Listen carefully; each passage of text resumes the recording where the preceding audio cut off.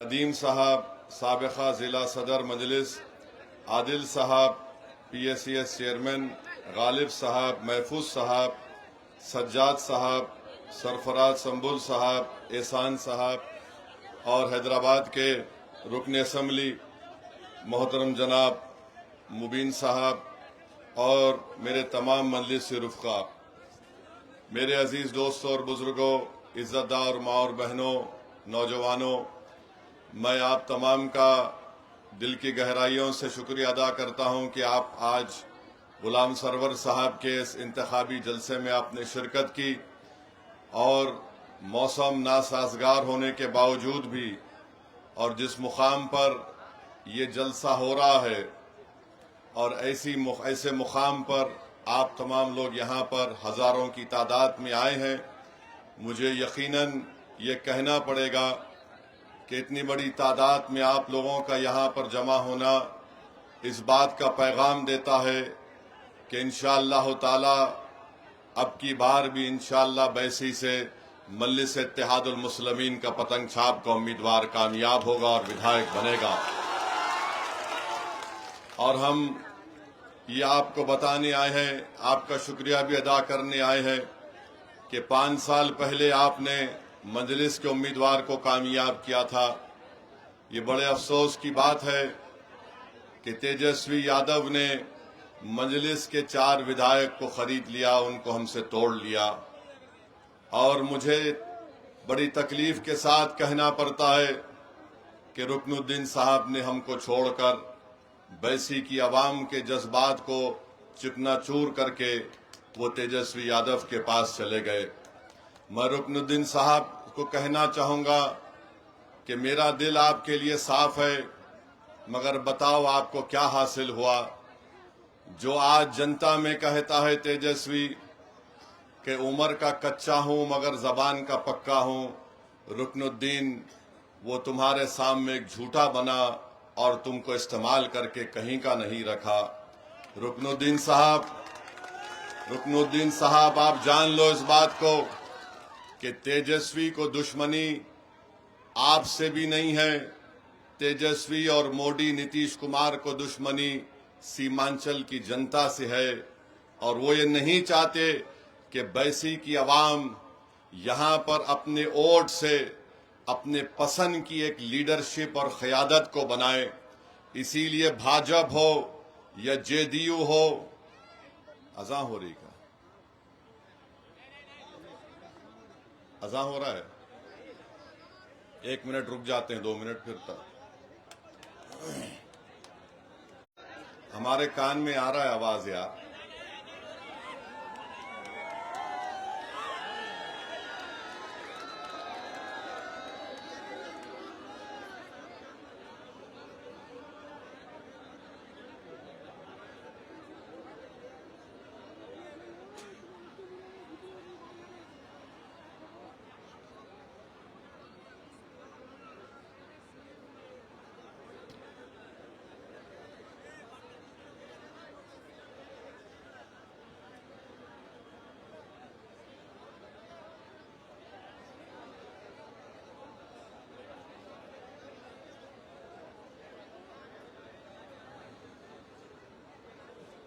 मैं आपसे कह रहा था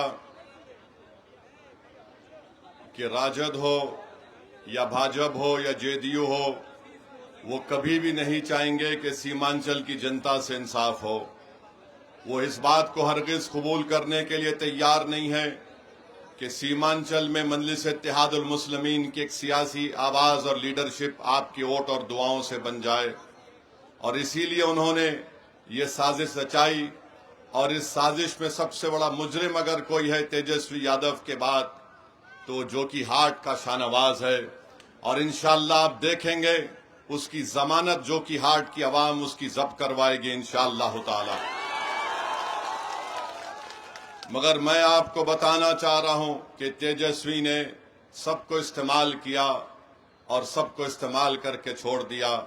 रुकनुद्दीन साहब आपने क्या हासिल किया? मैं आज भी आपसे अपील कर रहा हूं, आप अपनी इज्जत को और अपने मुकाम को बचा लीजिए। जो आपका इस्तेमाल किया और फिर सीमांचल की जनता को धोखा देने का काम तेजस्वी यादव ने किया। रुकनुद्दीन साहब घर में बैठ जाइए, दुआ करिए कि गुलाम सरवर यहां से कामयाब और कामरान हो जाए। मेरे दिल में कोई चीज नहीं है, मेरे दिल में सिर्फ एक जुनून है कि मैं मरने से पहले सीमांचल की जनता के से इंसाफ को देखना चाहता हूं। मेरे जिंदगी के अल्लाह ने मुझे बहुत चीजों से नवाजा, अल्लाह ने मुझे इतनी नेमतों से नवाजा कि मैं सोच भी नहीं सकता। मगर मैं अल्लाह से यही दुआ करता हूं कि परवरदिगार जिंदगी का शमा मेरा बुझने से पहले मेरी इस ख्वाहिश को भी पूरा कर दे कि मैं अपनी जात के लिए नहीं, इस सीमांचल के गरीब और मजलूम अवाम के लिए अल्लाह से दुआ करता हूं कि परवरदिगार यहाँ पर आपकी एक सियासी लीडरशिप बन जाए जो हमारे मरने के बाद हमारा जिस्म और हमारे जिस्म की हड्डियां इस जमीन में खाक हो जाएंगी, मगर हमको इस बात का इत्मीनान होगा कि हम दुनिया से तो चले गए, हमारी आंख बंद हो गई, मगर हमने इत्तेहाद का एक ऐसा परचम यहाँ पर कायम किया जो 100-200 साल तक आने वाली दुनिया में आपकी आवाज और आपकी क़ियादत करता रहेगा। तो मैं यही बात आपके सामने कहने को आया हूं।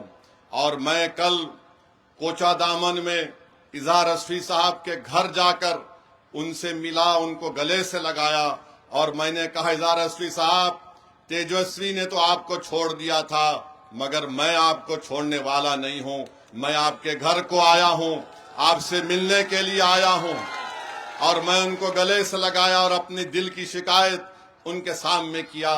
तो रुकनुद्दीन साहब, हम आपसे भी कह रहे हैं, सोचो थोड़ी देर के लिए, सोचो थोड़ी देर के लिए ये बैसी की जनता को क्या मिला।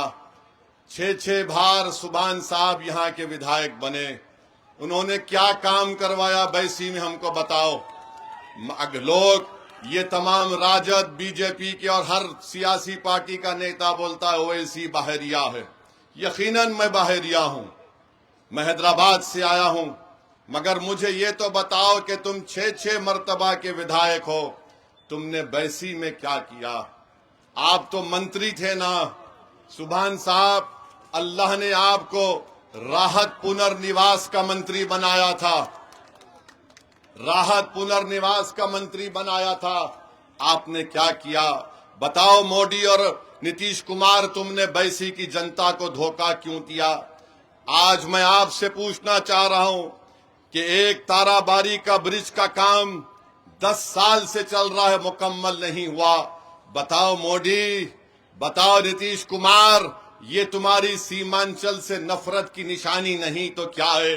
और बैसी, सुनिए आप थोड़ी देर के लिए मेरी बात को, और बैसी को नरेंद्र मोदी की सरकार ने एस्पिरेशनल ब्लॉक में इसका नाम लिखा। जो एस्पिरेशनल ब्लॉक भारत के होते हैं, जो सबसे पसमानदा होते हैं, उसमें लिख तो लिया, मगर 10 साल से ब्रिज नहीं बन पा रहा है। अगर यही ब्रिज नीतीश कुमार के नालंदा जिला में शुरू होता और नहीं काम मुकम्मल होता तो नीतीश कुमार कितने गवर्नमेंट के ओहदेदारों को अब तक बरतरफ कर दिए होते।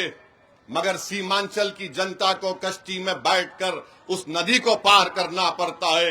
ये सीमांचल की जनता और बैसी की जनता को देखना है कि तुम्हारे जान की कीमत नहीं, नालंदा के रहने वाले इंसान को इंसान समझा जाता है, सीमांचल की सरजमीन पर बसने वालों को इंसान की नजर से नहीं देखा जाता। यही लड़ाई मंदलिस और ओवैसी है कि यहाँ पर इंसान बसते हैं, यहाँ पर इंसान बसते हैं। और आप जानते हैं मेरे अजीज दोस्तों और बुजुर्गों, हेलीकॉप्टर से मोदी भी उतरेगा, हेलीकॉप्टर से नीतीश भी उतरेगा, हेलीकॉप्टर से तेजस्वी भी उतरेगा। कहां पर उतरेगा? बैसी में एक स्कूल में उतरेगा, मगर स्कूल में बाउंड्री वॉल नहीं है, स्कूल में क्लासरूम नहीं है, स्कूल में टीचर नहीं है। बड़े बड़े नेता अपना हेलीकॉप्टर उतारते हैं स्कूल की बिल्डिंग में, मगर स्कूल की बाउंड्री वॉल नहीं है। ये सीमांचल से तुम्हारी मोहब्बत है भाजपा और नीतीश कुमार और राजद के लोगों, बताओ हमको। सुभान साहब, आपने 6 मर्तबा यहाँ की जनता ने आपको विधायक मुंतखब किया, आपने क्या दिया? हाँ, आज दे रहे हैं, दौलत बांट रहे हैं। दौलत बहुत बांट रहे हैं अब्दुल सुभान, ठीक है, कोई बात नहीं। जिस जनता का तुमने खून चूस कर दौलत कमाई, आज तुमको खर्च करना पड़ रहा है। खूब खर्चो सुभान साहब, जितना खर्च सकते खर्चा करो सुभान साहब। मगर 11 को अंदर जब पोलिंग बूथ में जाएगा हमारी बेटी, हमारी माँ, हमारी बहन, हमारा बुजुर्ग, तो बटन दबेगा पतंग छाप पर ही सुभान साहब, इंशाअल्लाह ताला। और अगर कोई ले रहा है तो भाई लो, ख्वाजा का लंगर है, लूट के लेकर जाओ। आज आप दौलत निकालने पे मजबूर हो गए। मैं आपको बता रहा हूं, बैसी ब्लॉक इंशाअल्लाह गुलाम सरवर को कामयाब करिए। ये ताराबारी का ब्रिज का काम शुरू होगा और खत्म भी होगा, और अगर नहीं शुरू होगा तो सुन लो, पटना में बैठने वाले जालिमों, यहां पर चक्का जाम करने के लिए ओवैसी खुद आकर बैठेगा इंशाअल्लाह ताला। मेरे अजीज दोस्तों और बुजुर्गों, क्या ये बात सच नहीं है? क्या ये बात सच नहीं है कि बैसी के नौजवान बच्चों को पंजाब और दिल्ली ले जाने के लिए रोड पर बसें खड़ी रहती हैं? रोड पर बसें खड़ी रहती हैं, और कब आती हैं बसें? रमजान की ईद के बाद और बकरीद के बाद। मुझे कहते हुए बड़ी तकलीफ होती है कि जो हमारा बच्चा रमजान के 30 दिन रोजे रहता है, उसको ये दिल्ली और पंजाब के लोग बंधुआ मजदूर की तरह उसको इस्तेमाल करते हैं, उसको पैसे देते हैं एडवांस कि ये ले रमजान गुजार ले और बस में बैठकर चल हमारे पास। बताओ फिर कौन सा काम बीजेपी और नीतीश कुमार और सुभान साहब ने किया? वो नौजवान अपनी जवानी को बर्बाद करता है, लेबर के तौर पर काम करता है। वो क्या फन सीखता है? अगर बीमार पड़ गया तो वापिस आ जाता है, अगर काम खत्म हुआ तो वापिस आ जाता है। वो कोई ऐसा फन भी नहीं सीख सकता कि यहां पर आकर कुछ छोटा मोटा कारखाना खोल सके। मेरे भाई, ये हाल बैसी की जनता का यहां की बीजेपी, नीतीश कुमार और सुभान साहब ने करके रख दिया। मैं आपसे वादा कर रहा हूं कि इंशाअल्लाह ताला हम अपने बच्चों को हुनर सिखाएंगे, फन सिखाने का इंतजाम यहां पर करेंगे। स्किल डेवलपमेंट का सेंटर यहां पर खुलना चाहिए। आप गुलाम सरवर साहब को वोट दीजिए। और मैं आपको बता रहा हूं, छोटे छोटे बच्चों को लेकर यहां पर ट्रैफिकिंग होती है। क्या हो रहा है यहां पर? कौन है ये लोग जो हमारे नौजवानों को तो बर्बाद कर रहे हैं, हमारे मासूम बच्चों से भी खिलवाड़ करने की कोशिश कर रहे हैं? ये मैं नहीं कह रहा हूं, सुप्रीम कोर्ट का एक फैसला है, जाकर पढ़ लो गूगल के ऊपर। उस केस का नाम है बचपन बचाओ आंदोलन। सुप्रीम कोर्ट में केस पड़ा कि बच्चों को ले जाकर उनके जिस्म से उनके गुर्दे निकाले जाते और दुनिया को बेचा जाता है। उन बच्चों के जिस्म से क्या क्या चीजें निकाली जाती हैं, ये बचपन बचाओ आंदोलन सुप्रीम कोर्ट का केस कहता है। बताओ बैसी की आवाम, सीमांचल की आवाम, क्या तुम इस चीज को बर्दाश्त करोगे कि तुम्हारे मासूम बच्चों को ले जाकर इनसे खिलवाड़ किया जाए? बताओ मेरी माँ और बहनों, अगर वो बच्चे तुम्हारे होते हैं, अगर बच्चा किसी माँ बाप के सामने गिर जाता है तो माँ के मुंह से निकलता है मेरी औलाद, और बैसी में इस तरह की हरकत की जा रही है, कोई पूछने वाला नहीं है। गुंडा राज यहां पर चल रहा है। आप गुलाम सरवर को कामयाब करेंगे तो इंशाअल्लाह ताला हम पूरी कोशिश करेंगे ये जो लोग इस तरह की हरकतें कर रहे हैं इनको रोका जाए। आप जानते हैं कि महानंदा बेसिन का काम जब शुरू होगा तो नदी के अतराफ में जो घर हैं, खेत हैं, उसको नुकसान पहुंच सकता है। क्या सुभान साहब लड़ेंगे? क्या ये बीजेपी का उम्मीदवार लड़ेगा? ये तो बुलडोजर लगा के तोड़ देगा। सुभान साहब बोलेंगे बेटा मुझे क्या मालूम, मुझे तो कुछ पता ही नहीं, मैं इतना ज़ईफ हो चुका हूं। तो महानंदा बेसिन के काम को भी देखना है। गुलाम सरवर लड़कर आपसे इंसाफ करवा सकता है। मेरे अजीज दोस्तों और बुजुर्गों, इस बात को याद रखिए। और आप जानते हैं कि जो रास्ता है कुतिया पंचायत और आराबंडी में, वहां पर नदी कटाव है। सुभान साहब, आप मंत्री थे, राहत पुनर्निवास के, तो आपने क्या काम किया बताओ? आपने कोई काम नहीं किया। फिर अभी मुझे बताया गया कि सोता टोली से मथुरापुर जाने का रास्ता नहीं है, पुल अगर डालेंगे तो आधे किलोमीटर में तय हो जाएगा। पुल नहीं होने की बिना पर बैसी की जनता को 20 किलोमीटर का लंबा सफर काटना पड़ता है। अगर आप गुलाम सरवर को कामयाब करेंगे इंशाअल्लाह ताला, ये सोती टोला से मथुरा पुल का काम शुरू होगा। फिर मथुरापुर से चमन टोली, इतना बड़ा काम नहीं करवाए। बताओ रुकनुद्दीन साहब, आप तेजस्वी से जब कुछ बात करे तो ये तो पूछ लेते थे, मगर आपने वो भी नहीं किया। मगर इंशाअल्लाह ताला मैं आपसे वादा कर रहा हूं, ये जो मसाइल मैंने आपके सामने बैसी की आवाम के ताल्लुक से रखे, और फिर यहां पर बीमार हुए तो पूर्णिया सदर अस्पताल जाना पड़ता है। टीचर, डॉक्टर, गवर्नमेंट के अहदेदार अगर बैसी में आते तो बोलते यार ये तो बड़ा हमारे लिए सख्त जगह है, हमको यहां से जाना है। क्या ब्लॉक में रिश्वत आम नहीं हो चुकी है? क्या रिश्वत भ्रष्टाचार आम नहीं हुआ है? गुलाम सरवर साहब, आप भ्रष्टाचार को खत्म करेंगे? आप वादा कर रहे हैं, आप खून चूसने नहीं देंगे बैसा की जनता का, आप रोकेंगे इसको? बोलिए, रिश्वत रोकेंगे? बिल्कुल रोकेंगे सर, आपके नेतृत्व में बिल्कुल रोकेंगे इंशाअल्लाह ताला। ये रिश्वत आम हो चुकी है। और किसी को पूछा गया उस ऑफिसर से, अरे बोले वो तो सबका हिस्सा है, उसमें किसका हिस्सा है? बोले पूर्व विधायक का भी है, उनका भी है, हम सब मिलकर खाते। हम हैदराबाद में कहावत है कि पूरे चोर मिलकर गांव बांट लिए। मेरे भाई, इसका खात्मा करना जरूरी है। और मैं आपको बता रहा हूं, फ्लड मैनेजमेंट सिस्टम नहीं है, सैलाब आता है। क्या ये बात सच नहीं है कि बैसी विधानसभा में साल में कम से कम 2 से 3 महीना ये इलाका पानी में डूबा रहता है? बोलिए, हाथ उठाकर बोलिए। जो आपके इलाके को साल में 2-3 महीने पानी में डुबोते देखकर कुछ नहीं करता, तो 11 तारीख के दिन उसको पानी में आपको डुबाना पड़ेगा अपने वोटों से। पतन छाप पर बटन दबाकर आपको कामयाब करना पड़ेगा। और मैं आपको सीमांचल की हकीकत बता रहा हूं। मैं सीमांचल में गाड़ी में सफर करता हूं, और जहां कहीं नमाज का वक्त होता तो नमाज के लिए अब जाता हूं। मैं नमाज पढ़ के जब निकलता हूं तो 2 चीज देखता हूं। एक, हमारी माँ और बहनें दूर से खड़े होकर देखती हैं। बच्चा 7 साल का होता, पुकार के बोलता पतंग छाप वाला है।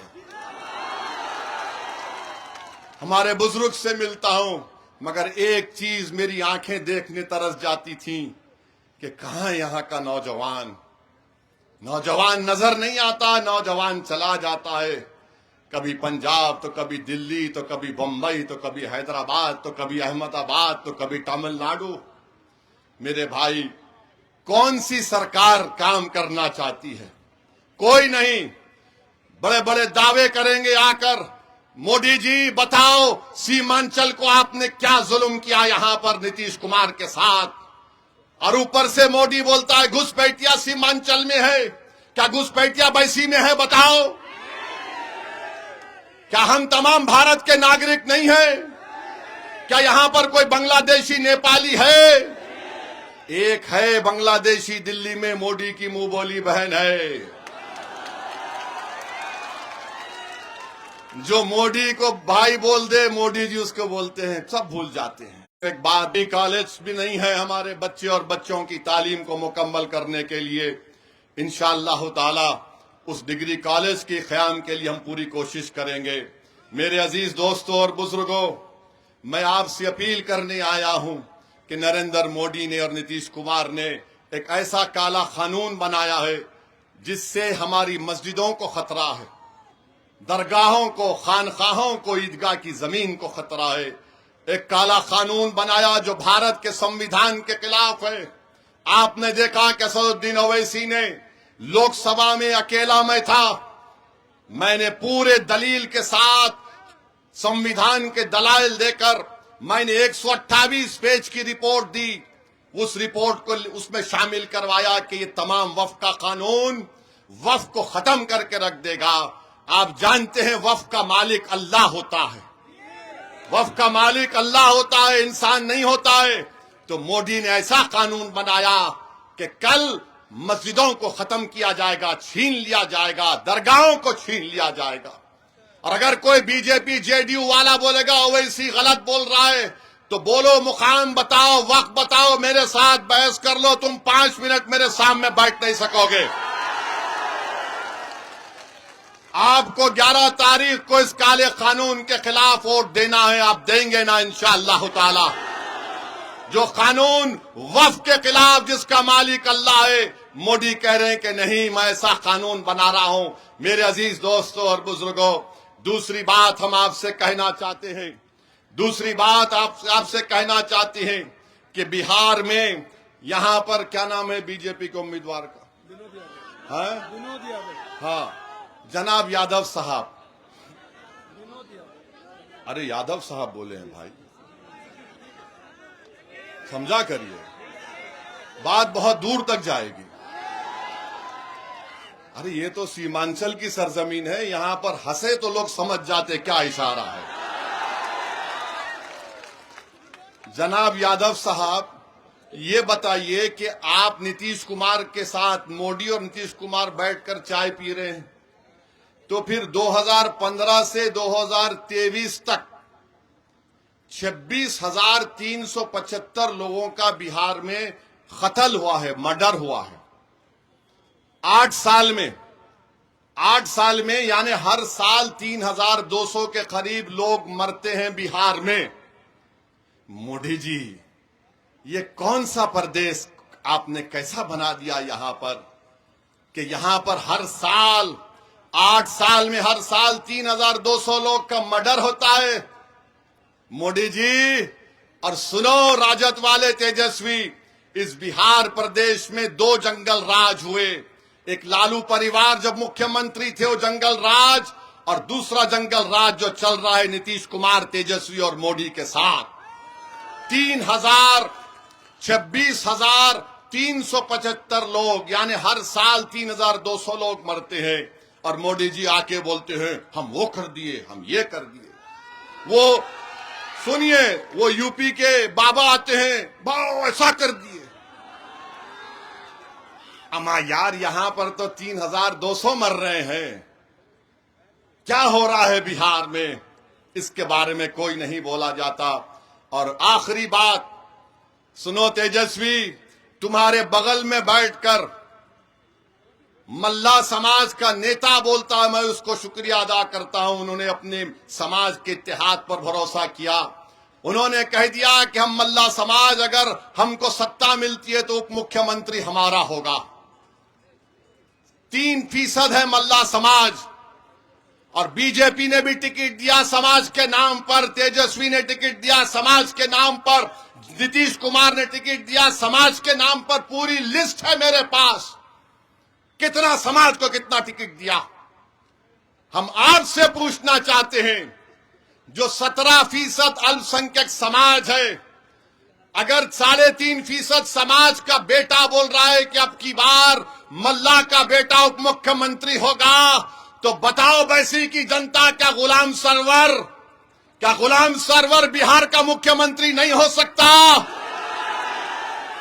बताओ, क्या गुलाम सरवर, अख्तर अली मान, तौसीफ आलम, सरवर आलम, ये सब क्या बिहार के मुख्यमंत्री नहीं हो सकते? तो आपको एक पैगाम देना है 11 तारीख को, अगर 3.5% वाला समाज का बेटा उप मुख्यमंत्री हो सकता है, तो अब्दुल्ला का बेटा भी मुख्यमंत्री बनेगा इंशाअल्लाह ताला। अब लड़ाई उप मुख्यमंत्री की नहीं, अब लड़ाई मुख्यमंत्री की होगी इंशाअल्लाह ताला। अब लड़ाई होगी कि सीमांचल का बेटा मुख्यमंत्री बनेगा बिहार का इंशाअल्लाह ताला। तुम मेरी बात को जज्बात में लाने के लिए नहीं समझना। अरे तुम अपने हौसलों को बुलंद करो, तुम ख्वाब देखना शुरू करो, और नेक नियति से 11 तारीख के दिन अपना एक वोट पतंग छाप पर लगाओ। अरे अल्लाह इज्जतों को इससे नवाजने वाला है, अल्लाह मुकाम देने वाला है। हम कोशिश करेंगे इंशाअल्लाह ताला। मेरे अजीज दोस्तों और बुजुर्गों, 17%, 14%, 3.5%, ये फैसला आपको 11 तारीख के दिन करना है। और अजीज दोस्तों और बुजुर्गों, मंजलिस को वोट देना इसलिए जरूरी है कि इससे अख्तरुल ईमान के हाथ मजबूत होंगे हमारे अध्यक्ष के। मंजलिस को वोट देंगे तो सीमांचल से अंधेरा छटेगा, नाइंसाफी खत्म होगी। मंजलिस को वोट देंगे तो बैसी और सीमांचल में ये जो नदी कटाव का मामला है, ये जो पानी आकर 2-2, 3-3 महीने इस इलाके को रोक लेता है, ये काम शुरू होगा। हम आपसे अपील कर रहे हैं कि असदुद्दीन ओवैसी को भी वोट दीजिए, ताकि ये आपका दीवाना है और रहेगा। मैं जब तक रहूं जिंदा, अल्लाह मुझे रखेगा। मेरी दीवानगी यही है कि भारत के अल्पसंख्यक समाज की एक सियासी क़यादत बने। मेरी दीवानगी यह है कि सीमांचल की जनता को इंसाफ मिले, यहाँ के नौजवानों के चेहरों पर मुस्कुराहट आ जाए, यहाँ के बच्चों को स्कूल मिले, यहाँ की मां और बहनों को अस्पताल मिले, यहाँ के किसानों को उनकी खरीदी का उनकी फसल का पूरा कीमत मिले, यहाँ पर नदी कटाव का काम शुरू हो जाए, नदी के एम्बैंकमेंट का काम।